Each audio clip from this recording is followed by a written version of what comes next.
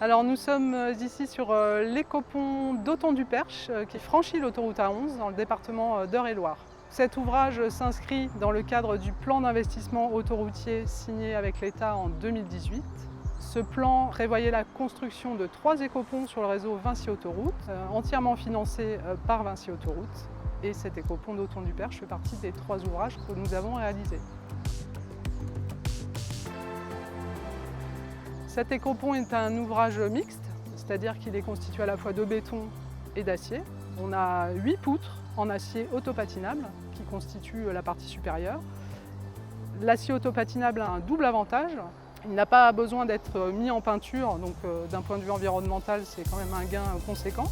D'autre part, il ne nécessite pas d'entretien particulier dans le temps, donc moins de balisage pour entretenir l'ouvrage ultérieurement.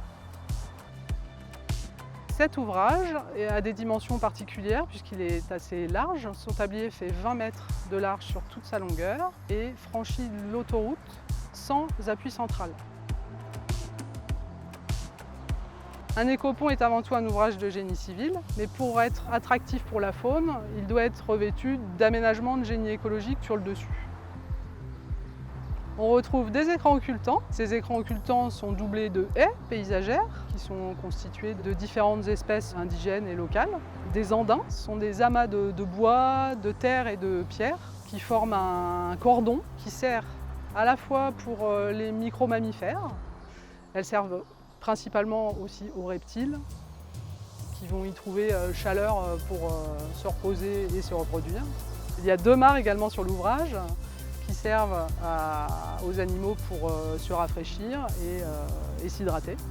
C'est pour cette raison que le franchissement de ce type d'ouvrage est complètement interdit aux marcheurs, aux promeneurs, aux humains tout simplement. C'est vraiment un ouvrage qui est entièrement dédié à la faune.